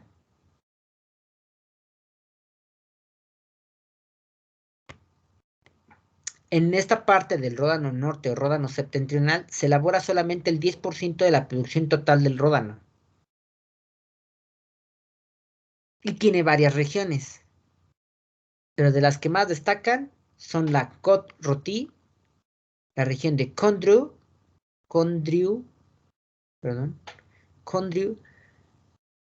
la región Château-Grillet, que esta cuenta con un Gran Cru, y Hermitage. ¿Sale? Si se topan con un tinto del Ródano, van a saber que principalmente la uva va a ser Syrah. ¿Que puede estar acompañada? Claro que sí. Con Viognier, con Marsanne o Roussanne. De las principales, ¿no? En el Ródano Norte se dedican más a elaborar con mayor proporción de la Syrah, ¿no? La Syrah. En todo el Ródano, pero está más solita la Syrah en los vinos del norte del Ródano. En el sur, ¿sale? Acá se hace copage de todo. Siendo también la más importante la Syrah, acá se van a juntar muchas uvas, ¿sale? Les encanta hacer copage en el sur del Ródano. Estos son vinos hechos para ser longevos. De los que destacan muchos, los de la región de Châteauneuf-du-Pape, la región Côte-du-Rhône, Côte-du-Rhône Village, la región Muscat-Baume de Venise. Aquí se dedican a la elaboración de vinos de postre, o sea, vinos dulces, con la uva Muscat, que es la misma que la Moscatel. También algunas regiones como la región de Tabel y Lirac, pero hay más subregiones. Estas son algunas de las que destacan, de las que más producen vino. ¿Sí? Entonces, si ustedes la notan, también es Syrah, pero esta sí ya viene en copage, ¿no? La que mayor tiene expresión es la Syrah. La uva Syrah es muy potente, con mucho color, mucha tanicidad, mucho alcohol, mucha acidez, mucho de todo. Por eso también son vinos hechos para ser longevos, para aguantar, porque tienen todas las características que tienen los vinos para aguantar bastante tiempo, para ir evolucionando. Vinos con mucha potencia. Hasta les deja la lengua así de un color negro, de tanta intensidad que tienen todos los aspectos. Y obviamente, pues los aromas también son potentes, ¿no? Aromas ahumados, aromas a chocolate, aromas a tabaco, aromas intensos, todo es intenso. De esos vinos que si tú los pruebas así como que a fuerzas te dicen, combíname con un platillo grasoso o carnoso o con mucho sabor. Que no sería tanto como un vino para copeo, ¿no? Ya van a pensar, ok, un vino del Ródano, un Hermitage, ok, es Syrah, la Syrah es potente, a fuerza tiene que ser carne, te avientas así a lo grande, a lo que tú quieras, cordero, jabalí, res, venado, a las brasas para que tenga mayor intensidad de sabor, que le dé ahumado también. Le avientas una salsa con mucha potencia, le avientas azafrán, le avientas pimienta, sal, un marinado así intenso, ajo, potencia de sabor.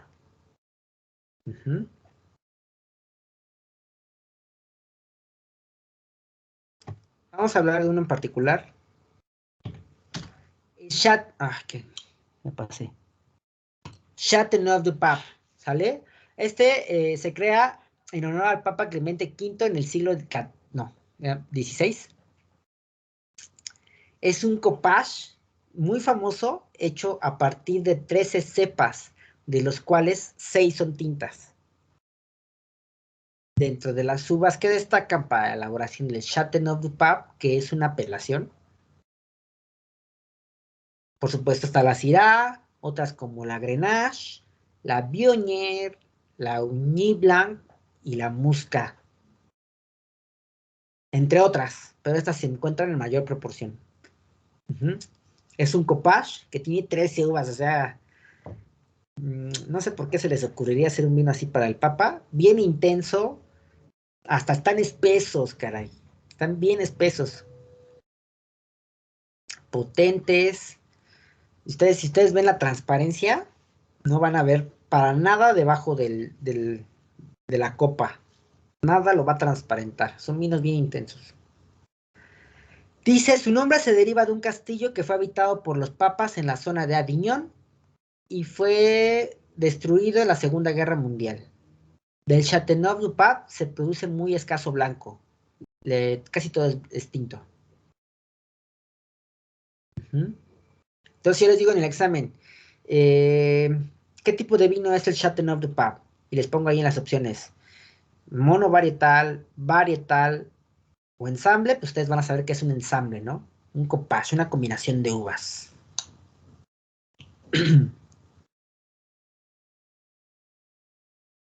El ródano, ahí está. Destaca la Syrah. En el ródano, más Syrah solita, del norte. En el sur, copages, ¿no?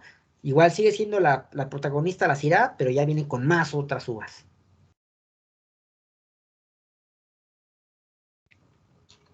Yo sé que es un montonal de información, pero esta es la base, ¿no? Así poco a poco se va a ir entendiendo. Dijo que era el copage. Mande, perdón, Ángeles. ¿Qué era el copage? Copage, cuando juntamos varias uvas, ¿sale? Para un solo vino. Cuando juntamos así. Si quiero, son vinos, este tema del copage está interesante. En México se elaboran mucho copage. Y copages raros. Aquí en México, por eso son así como innovadores los vinos mexicanos, porque luego juntan así como uvas que no tienen como mucho que ver entre sí. Pero casi en Francia no se da tanto, ¿no? Si los copages se llegan a elaborar, pues tiene poca proporción de uvas. Acá en el ródano sí les gusta juntar mucho las uvas, ¿no? Entonces, dentro de los tipos de vino, para que lo anoten también, dependiendo de la cantidad de uvas que tengan, si es un monovarietal, tiene 100% de una sola uva. ¿Sale? Si es un varietal, tiene mínimo 85% de una sola uva y otro 15% o 20% de otras. ¿Sale? Pero tiene así una proporción, una uva protagonista, digámoslo. Y va adornado con otras. Y si es un copage o ensamble, es la combinación de muchas uvas, de varias uvas. Profe, ¿cómo dijo que era la varietal? Varietal mínimo de entre el 80 al 85% de una sola uva. ¿Sale? Pon tú que es 80 Cabernet Sauvignon, 10% Syrah, 10% Merlot. ¿Sale? Es varietal porque hay una uva protagonista que está en mayor proporción, que es la Cabernet Sauvignon. ¿Vale? Entre el 80 al 85%, si tiene de una sola uva, el vino, es varietal. Si nada más tiene 100% de una sola uva, monovarietal. Eso puede llegar a veces cambiar en algunos países, pero en general más o menos es así la regla, ¿no?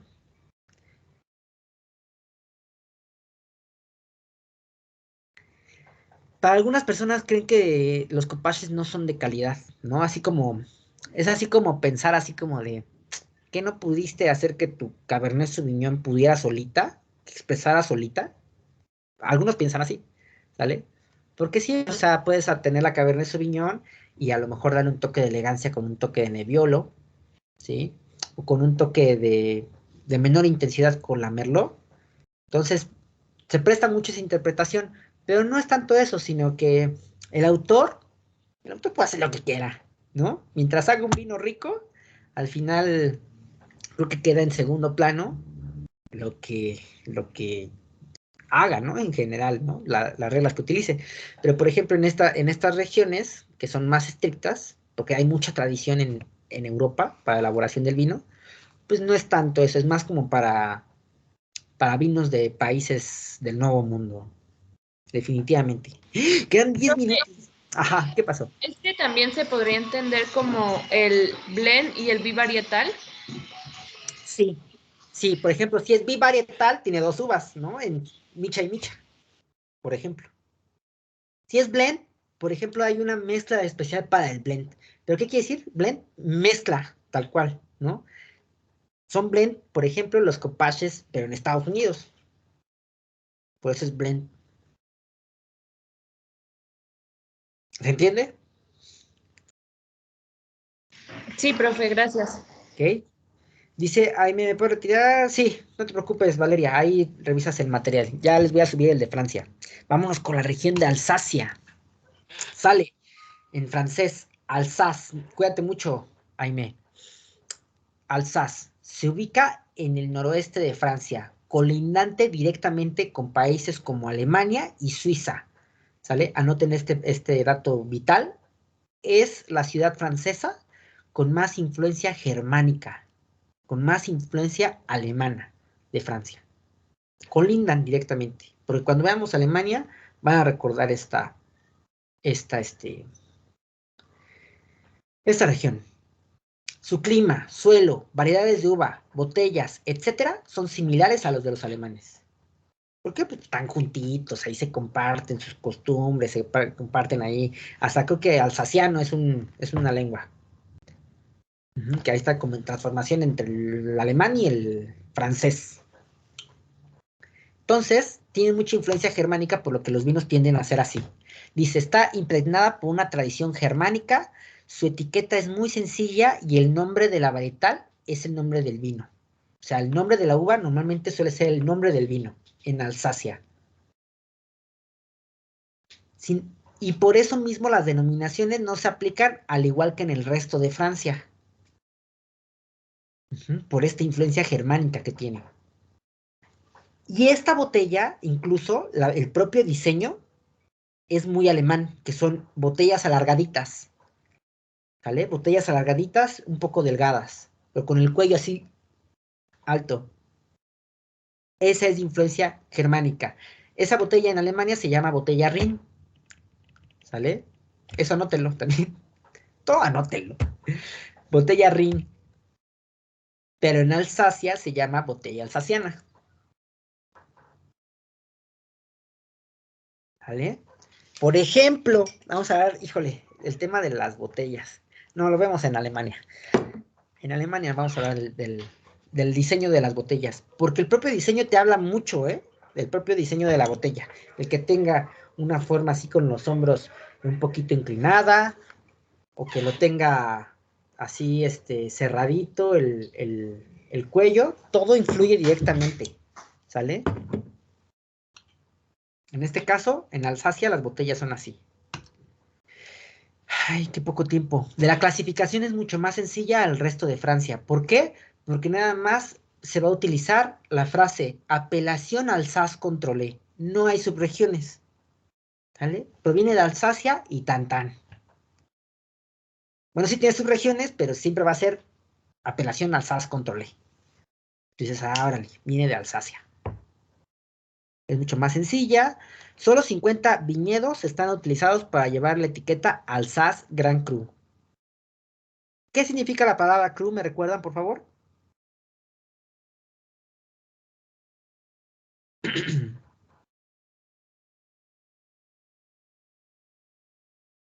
Changos, faltan mucho, no voy a terminar. Bueno, aunque sea nos quedamos ahí en Alsacia. La palabra cru, chicos. ¿Y a qué se refiere? Por favor, Carlos. Lo que yo me acuerdo fue que era de los viñedos o los vinos de más alta calidad Ujú. y ya. Y ya. Y si esta palabra directamente al español la convertimos, ¿qué quiere decir? ¿Recuerdan por ahí? Sí, son los vinos de más alta calidad. Por favor, mira. Sí, quiere decir pago. Pago. ¿Y a qué nos referimos con el término pago?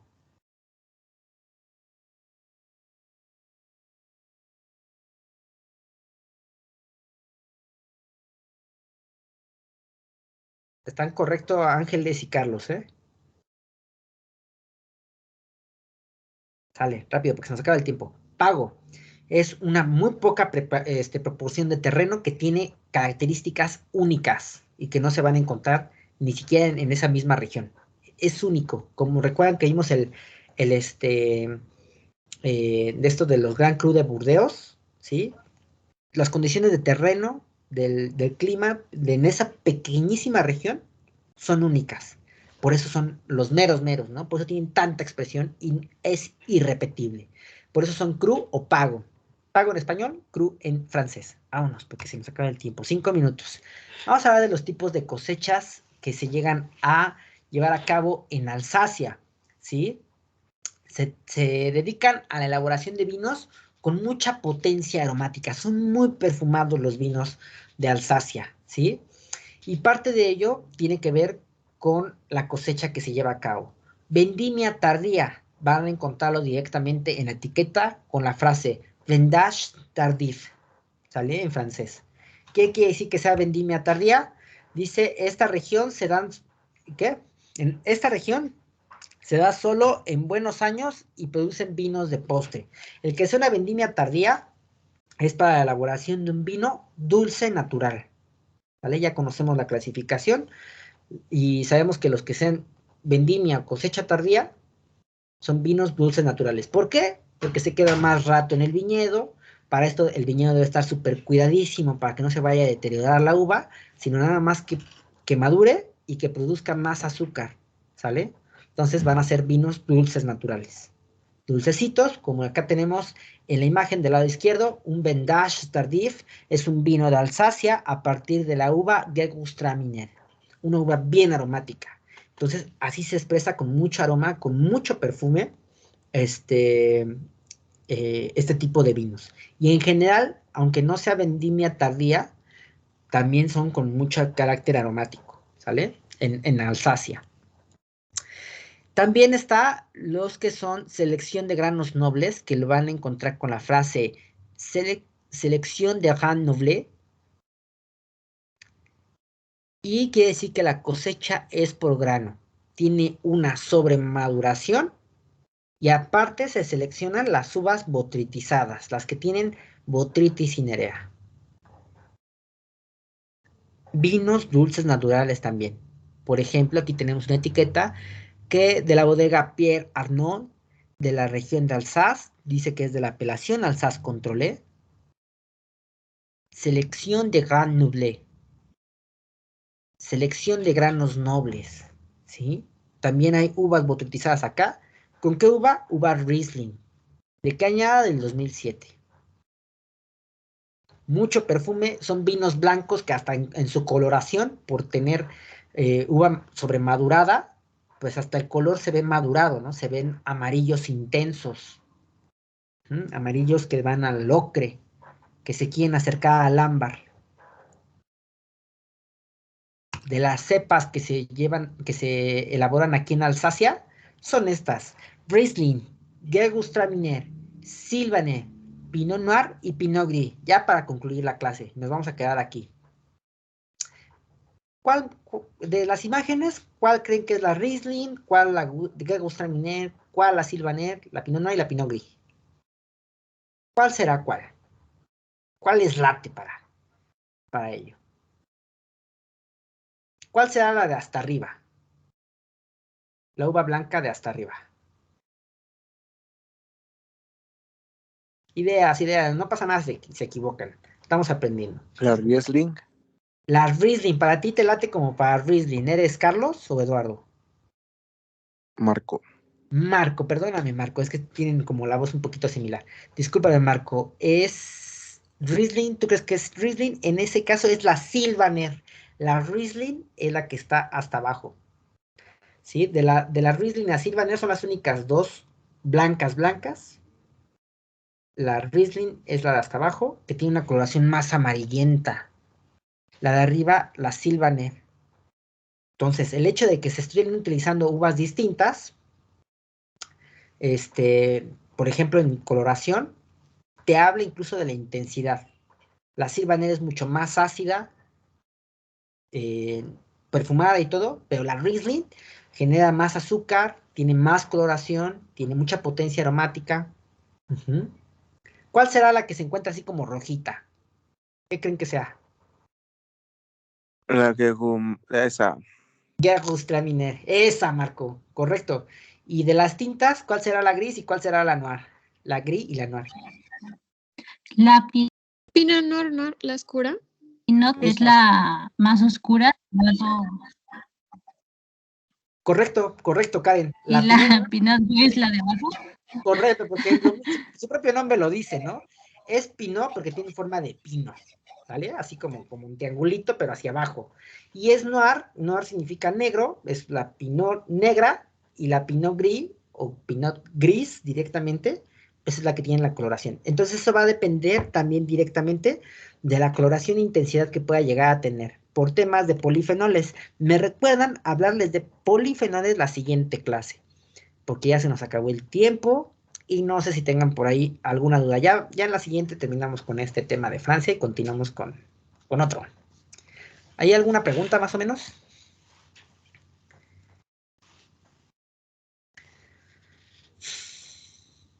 Apréndanse mucho de las uvas, eso va a venir mucho en su examen, ¿sale? Las uvas que se producen en la Borgoña, las que se producen en Burdeos, en Champagne, en el Valle del Loire, en el Ródano. ¿Para qué? Para que ustedes la identifiquen, porque en general eso es lo que les va a decir la clave, la especie con la que está hecha. Cada especie se va a expresar de forma distinta, pero más o menos tiene ciertas características que normalmente debe expresar, ¿no? Por ejemplo, esta Gewürztraminer, el término principal Gewürz en alemán quiere decir especia. Entonces es una potencia muy intensa de una uva que no es ni blanca ni tinta, y está como, se considera blanca, pero su coloración es como rosadita, ¿no? Entonces tiene mucha potencia que incluso llega a tener tonos especiados. Pero si ven un Gewürztraminer, lo van a pensar, es muy aromática. Y más si es de Alsacia. Así más o menos va a funcionar toda esta teoría, para que le den una aplicación directa. Entonces, 0 preguntas, ¿correcto? Pues entonces nos vemos, ¿sale? Nos vemos el día martes. Les voy a dejar por ahí el entregable de el Encuentro Latinoamericano de Gastronomía, para que se registren. Profe, ¿y eso va a tener una hora? O sea, ¿cómo? Va a tener un lapso de tiempo en el que nos vamos a poder meter y así. Para Sí. las clases donde vamos a tomar nota. ¿Cómo? No entiendo. Perdón, ya me perdí. Dafne. Ya ve que dijo que teníamos que meternos creo que unas 3 veces mínimo para tomar nota y así para hacer el entregable. Sí. Pero esas sesiones van a tener una cierta hora, no sé, como de 3 a 4. Sí, tiene horario, incluso ahí va a venir marcado, ¿no? Los eventos. Son 5 días, ustedes mismos van a entrar 3 veces. ¿De acuerdo? Sí, profesor. Muy bien, de acuerdo, muchas gracias. Se cuidan mucho, tengan bonito fin de semana. Nos estamos viendo. Cualquier duda me mandan correo. Se portan muy bien, se toman un vinito en el fin de semana y hasta el martes. Muchas gracias, No, profe. muchas A ver gracias, si profesor. visitamos. Profesor. Gracias, profesor. Hasta luego. Buen fin. Bye, bye.